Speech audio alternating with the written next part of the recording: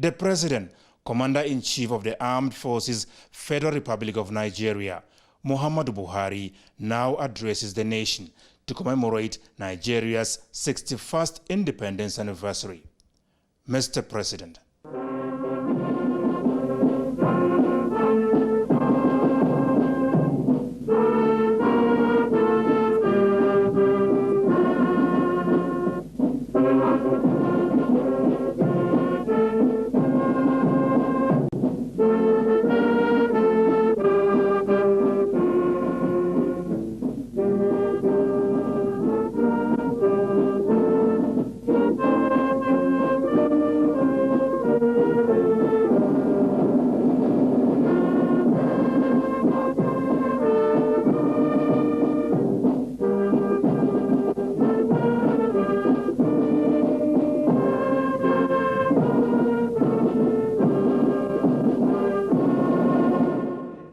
Citizens of Nigeria, it is with full gratitude to God that today we celebrate Nigeria's 61st independence anniversary.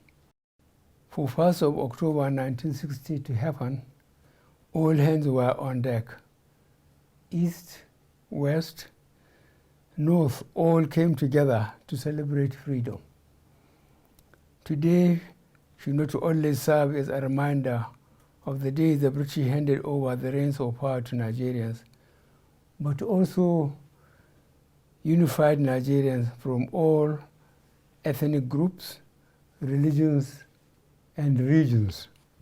Today, despite the challenges we face, most Nigerians still maintain the spirit of 1st October. That positive outlook and determination to make Nigeria a peaceful and prosperous nation. It is due to this collective attitude that Nigeria doggedly continues to remain a united and indivisible nation. Fellow Nigerians, the first 18 months have been some of the most difficult periods in the history of Nigeria. Since the Civil War, I doubt whether we have seen a period of more heightened challenges than what we have witnessed in this period. Our original priorities for 2020 were to continue stabilizing our economy following the deep recession while restoring peace in areas confronted with security challenges. But the COVID-19 pandemic and its devastating impact on all nations meant we needed to shift gears and re-strategize. Nigerians came together as one to fight against COVID-19. It is this attitude, and by the special grace of God, we continue to survive the pandemic as a nation and indeed provide leadership and example at regional and international levels. The doomsday scenario predicted for our country never came. Even as the Delta variant continues to spread, we have built the capacity we need to respond now and into the future. I will therefore appeal to Nigerians not to take COVID lightly. Adhere to public health and social measures. Put your mask on and get vaccinated. We can control this pandemic, but it requires effort on everybody's part. The investments we made in response to COVID-19 will also serve our country to tackle any future disease outbreaks or pandemics. Despite the global inequity in access to vaccines, the government of Nigeria has continued to explore all available options to ensure Nigerians have free access to safe and effective vaccines. Some 5 million vaccine doses have been administered to Nigerians through efforts led by the National Primary Healthcare Development Agency and we will continue to explore options for purchase or acquisition of vaccines, such as through COVAX and the African Vaccine Acquisition Trust. I will take this opportunity to remind the global community that the current state of access to COVID-19 vaccines is unacceptable. We cannot afford a situation where a handful of countries keep the global vaccine supply to themselves at the expense of other nations. We must act now to accelerate equitable distribution of COVID-19 vaccines. This is the message I conveyed to the international community in New York last week. As we wish to source vaccine for our immediate needs, we shall invest more to support our pharmaceutical and research agencies to come up with ideas for locally developed vaccines. Should another pandemic arise in the future, our question is simple: will Nigeria be ready? Accordingly, I have directed the Ministries of Finance, Budget and National Planning, Health, Education, Science and Technology to work with Nigerian and international pharmaceutical companies and research organizations to enhance Nigeria's domestic pharmaceutical capacity. Already, the Nigerian Sovereign Investment Authority is raising a $200 million United States dollars fund for this initiative that will complement the Central Bank of Nigeria's ongoing 85 billion naira healthcare sector research and development intervention scheme to support local researchers in the development of vaccines and drugs to combat communicable and non-communicable diseases, including COVID-19. Fellow Nigerians, this is just the beginning. Similarly, on our approach to food security, I am proud to announce Nigeria has commenced its journey to pharmaceutical independence. This journey, which will take years to achieve, but will ultimately result in Nigerian-based companies developing the active pharmaceutical substances and the competence needed for us to make our own drugs and vaccines. Fellow Nigerians, as our economy continues to open after COVID-19 related lockdowns, we have also seen the resurgence of insecurity in certain parts of the country. In the last 4 months, the gallant men and women of the military and security agencies have made tremendous progress in addressing these new security challenges. We are taking the fight to our enemies from all angles, and we are winning. Earlier this year, I launched the Integrated National Security and Waterways Protection Infrastructure, the Deep Blue Project, which is designed to secure Nigerian waters up to the Gulf of Guinea. I am happy to inform Nigerians that we have taken delivery of key assets for this project, and very soon its impact will be felt. In the northeast region alone, over 8,000 Boko Haram terrorists have surrendered. To support our surge approach to fighting banditry, the Nigerian Armed Forces have recruited over 17,000 personnel across all ranks. Furthermore, I have also approved for the Nigerian Police Force to recruit 10,000 police officers annually over the next 6 years. I am also pleased to note that most of the Air Force platforms we acquired over the past 3 years have started to arrive in Nigeria. These will positively impact on security operation in all parts of the country. In line with Section 14, subsection 2b of the 1999 Constitution as amended, the security and welfare of Nigerians continue to be the prime focus on which programs and projects of our government revolves. Therefore, as a government, we are ready to arrest and prosecute all persons inciting violence through words or action. Our resolve for a peaceful, united, and one Nigeria remains resolute and unwavering. That said, our hope is not to fight for peace. We can always settle our grievances peacefully without spilling any blood. I will therefore take this opportunity on this special day that symbolizes the unity and oneness of our great nation to ask all Nigerians to embrace peace and dialogue, whatever your grievances. The seeds of violence are planted in people's heads through words. Reckless utterances of a few have led to losses of many innocent lives and destruction of properties.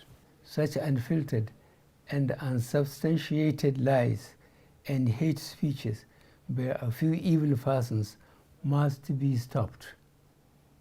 Our media houses and commentators must move away from just reporting irresponsible remarks to investigating the truth behind all statements and presenting the facts to readers. We must all come out and speak against the lies being peddled.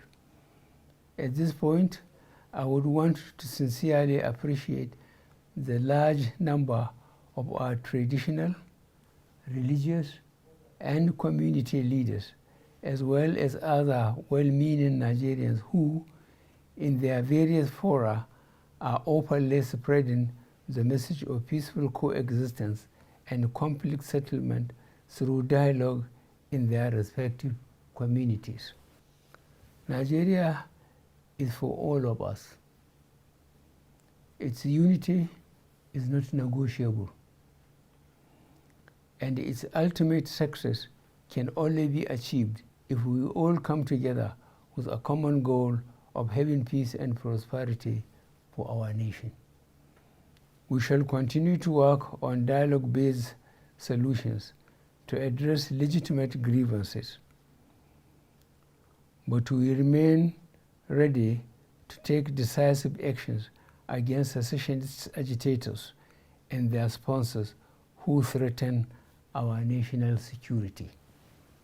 The recent arrests of Nnamdi Kanu and Sunday Adeyemo and the ongoing investigations being conducted have revealed certain high-profile financiers behind these individuals. We are vigorously pursuing these financiers, including one identified as a serving member of the National Assembly. Fellow Nigerians, this is a clear example of how people abandon their national leadership positions for their selfish gains. Instead of preaching unity, they are funding and misleading our youth to conduct criminal acts that sometimes lead to unfortunate and unnecessary loss of lives and property. As the so-called leaders run abroad to hide, our innocent youth are misled and left in the streets to fight for their senseless and destructive causes. Government will continue with greater level of people's participation and in collaboration with our international partners to improve the security architecture, reduce an enabling environment for criminality to thrive, and eliminate opportunities for terrorism financing. Fellow Nigerians, our unrelenting effort at resolving an almost 2 decades stolen, on the management of our petroleum resources and ensuring equitable consideration to our host communities has resulted in the enactment of the Petroleum Industry Act 2021. This act not only overhauls the institutional, regulatory, and fiscal framework of the petroleum industry, but also reduces the previous opacity associated with this sector. This is the first step to the reform, as the process is a continuous one. Already, to further improve the governance framework, I have sought for an amendment of Section 11, subsection 2b, and Section 34, subsection 2b. We also continue to review and amend as appropriate.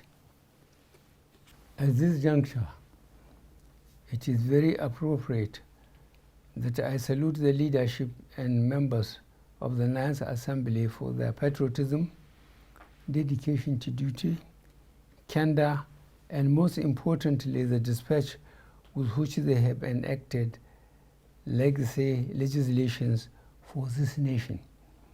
I do not take such level of cooperation for granted and hope it continues for the overall efficiency of the federal machinery. Nigeria's roadmap on local refining is on track with the commissioning of a modular refinery in Imo State. A second is scheduled for commissioning by the end of this year in Edo State, and the third one in Bayelsa State by 2022. In addition to the modular projects, we also have the two mega refinery projects coming up in Lagos and Akwa Ibom State. As these refineries are commissioned, more employment opportunities are created, and there would be increased petroleum products available for local consumption, which will significantly reduce our reliance on importation. In further demonstrating our plan to reduce our dependence on oil and tapping from our enormous gas resources, this administration remains committed to the Decade of Gas initiative, which is aimed at bringing to focus the utilization of our huge gas resources. Already, we are supporting and promoting various gas-based projects, including NLNG Train 7 and the mega urea and ammonia projects in the South-South region. As we continue to optimize and enhance our oil and gas sector, I am also proud and delighted to state that our economic diversification strategy remains on course with the persistent increase in non-oil sector contribution to GDP.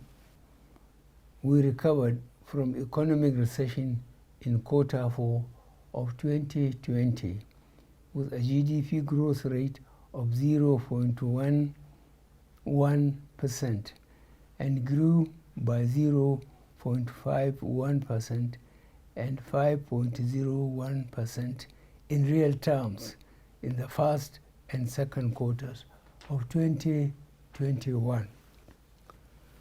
The agricultural sector remains key to our economic diversification efforts, as the sector has been a consistent driver of the non-oil sector, contributing 22.35% and 23.78% to the overall GDP in the first and second quarter of 2021.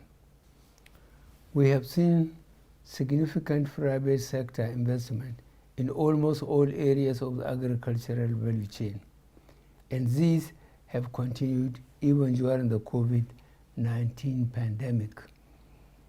Unfortunately, as our food production capacity has increased, food prices have been going up due to artificial shortages created by middlemen who have been buying and hoarding these essential commodities for profiteering. To address this, I am hereby directing the Ministry of Agriculture and Rural Development to rehabilitate the National Food Reserve Agency and also work with security agencies, the Nigerian Commodity Exchange, and the National Assembly to find a lasting solution to these disruptive and unpatriotic hoarding activities. To further enhance food production, we have completed several new dams and are in the process of rehabilitating several river basin development authorities to enhance groundwater supply for rain-fed agriculture as well as surface water for irrigation agriculture.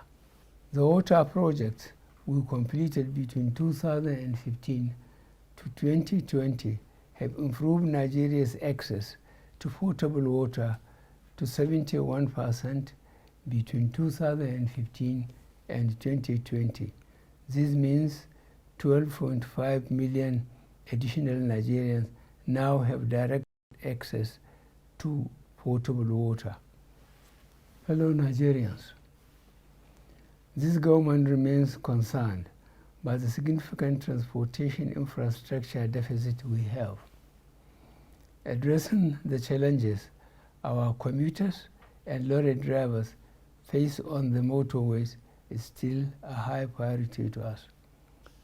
To complement our budgetary allocations, the Presidential Infrastructure Development Fund and the Road Infrastructure Development and Refurbishment Investment Tax Credit Scheme, we recently established a 15 trillion naira infrastructural corporation of Nigeria Limited, which is expected to begin operation by the fourth quarter of this year. Infraco will also focus on leveraging resources on a public-private sector basis for infrastructural development in Nigeria. We hope through these innovative programs, the additional cost burden on individuals and businesses because of inefficient logistic operations will be reduced and ultimately eliminated. We currently have over 13,000 kilometers of roads and bridges under construction all over the country, of which a fair percentage have been completed. As we fix our roads, we also continue to extend and upgrade Nigeria's railway network with the notable opening of the Warri to Itape standard gauge rail line. To increase capacity, we have introduced more locomotives, coaches, and wagons, including the establishment of a wagon assembly in Kajola, Ogun State. The seaports, however, still remain problematic. The effect of our various interventions to reduce the gridlocks and inefficiencies have been slower than expected. However, the implementation of the electronic call-up system, as well as the conversion of the Lily Pond container terminal to a vehicle transit area will further enhance the ease of cargo evacuation. Our prioritization of developing Nigeria's digital economy has positively impacted the contribution of the ICT sector to our GDP. We hope our present efforts to ensure all Nigerians use a national identification number, as well as our planned rollout of the fifth generation network technology, will ensure we stay in line with the global innovation curve as a nation. As we embrace the digital economy in Nigeria, we are fully aware of the prospects and the perils. Our policies have been developed to enable Nigerians to take advantage of the prospects and avoid the perils of digital technologies. Social media is a very useful platform that has enabled millions of Nigerians to connect with loved ones, promote their businesses, socialize, and access news and other information. However, recent events have shown that the platform is not just an innocuous platform for information dissemination. Rather, some users have misused the platform to organize, coordinate, and execute criminal activities, propagate fake news, and promote ethnic and religious sentiments. To address these negative trends, the federal government of Nigeria suspended the operation of Twitter in Nigeria on June 5, 2021, to allow the government to put measures in place to address these challenges. Following the suspension of Twitter operations, Twitter Incorporated reached out to the federal government of Nigeria to resolve the impasse. Subsequently, I constituted a presidential committee to engage Twitter to explore the possibility of resolving the issue. The committee, along with its technical team, has engaged with Twitter and have addressed a number of key issues. These are A, national security and cohesion; B, registration, physical presence and representation; C, fair taxation; D, dispute resolution; and E, local content.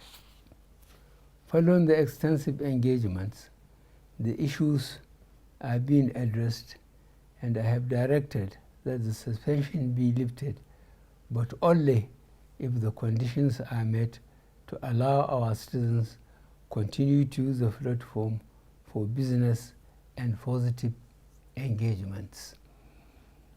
As a country, we are committed to ensuring that digital companies use their platform to enhance the lives of our citizens, respect Nigeria's sovereignty, cultural values, and promote online safety. Nigeria's progressive diplomacy continues to manifest through growing numbers of highly placed Nigerians in positions of regional and global influences. Very recently, Nigeria won election for the position of Commissioner for the Expanded Political, Peace and Security Affairs of the African Union. Our persistent calls for a reorganized and reformed ECOWAS to make the organization citizen-sensitive paid off with the acceptance by the authority of heads of state and government of ECOWAS to commence the agreed reforms in the organization ahead of the next election of the organization principal officers in December this year.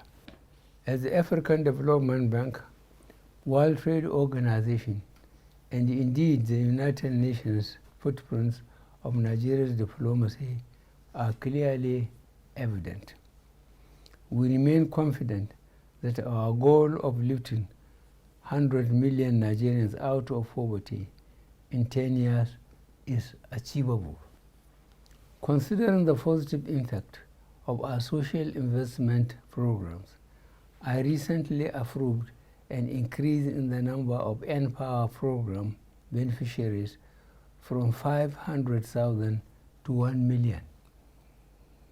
Out of this, 510,000 have started the program, while the competitive selection process for onboarding the outstanding 490,000 beneficiaries is in progress.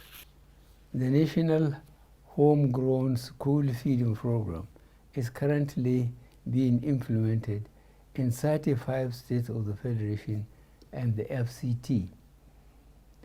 Over 103,000 women have been engaged and empowered as cooks under the program, while about 10 million pupils are being fed across public primary schools in the country.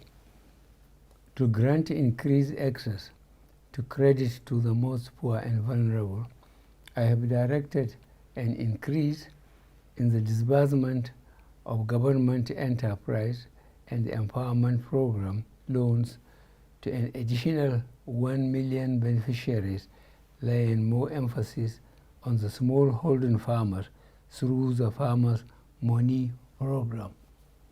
Fellow Nigerians, for far too long, we have neglected the centrality of the civil service as the engine of governance, and this has manifested in ineffective service delivery. There is widespread discontent and disillusion about the efficiency and probity of our civil service. It is for this reason that we are refocusing the Nigerian civil service to provide world-class service to run our country. The youth of this great country remain propellants for our today and provide guarantees that we will have a secure tomorrow. It is for this reason that I remain focused on expanding opportunities for their participation in politics and governance. Recent appointments of young people into positions of authority and their track record so far gives me confidence that we need to bring more of them into governance, and this I promise to do.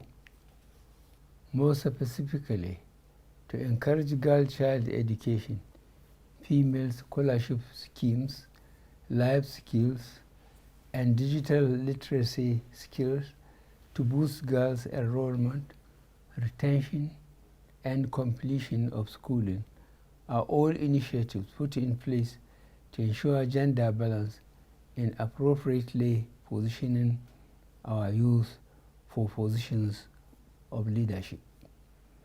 The commitment of this administration to the well-being of people living with disabilities remain unwavering.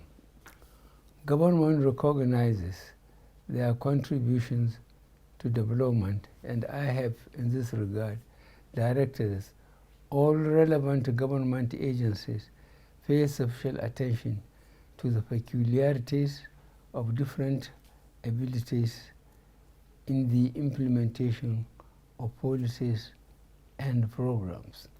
Rape and gender-based violence remains a sore point in our nation, as in many countries worldwide, and this was worsened during and after the outbreak of the COVID-19 pandemic.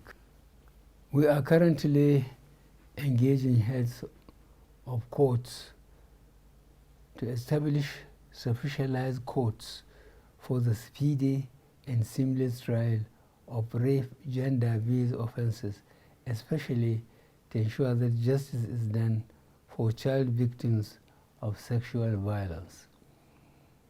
On the other hand, work has advanced in the reformation, reintegration, and reunification of minors involved in one crime or the other.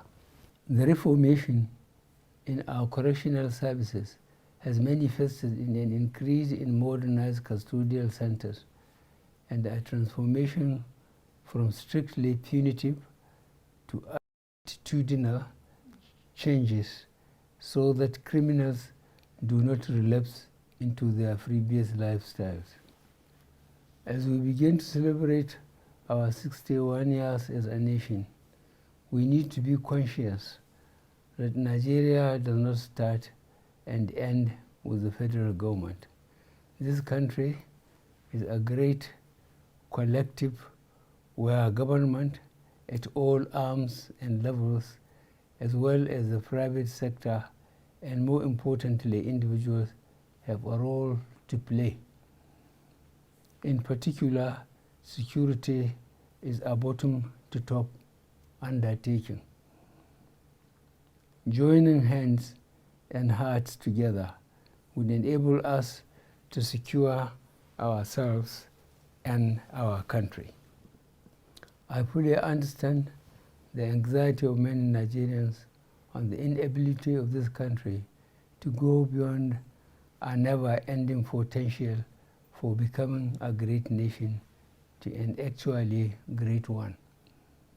A lot has been achieved in the last 6 years on many fronts: in infrastructure, social care, governance, Nigeria's image and influence in Africa and the international community.